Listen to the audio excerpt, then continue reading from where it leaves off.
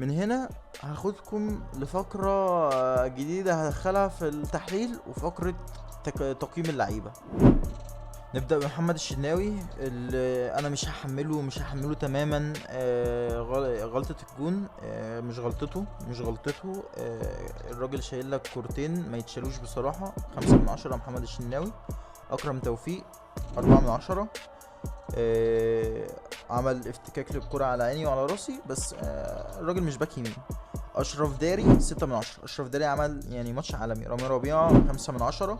كوكا 2/10 عشان نفسي ترجع كوكا اللي هو يعني قبل الإصابة. كوكا قبل الإصابة وقبل ما كولر يقعدوا على الدكة غير كوكا بتاع الأيام دي. كوكا غريب غريب غريب.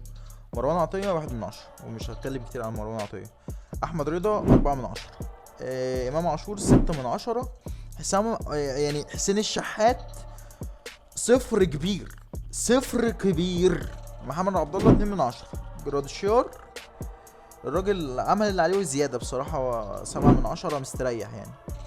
بن شرقي بن قلبي بص بين اللي انت عايز تقوله 7/10. الراجل عالمي، وبصراحة يعني انت معاك فرقة تكسبك افريقيا مرتاح، تكسبك الدوري مرتاح، يعني توصلك لحتة بعيدة في كأس العالم للأندية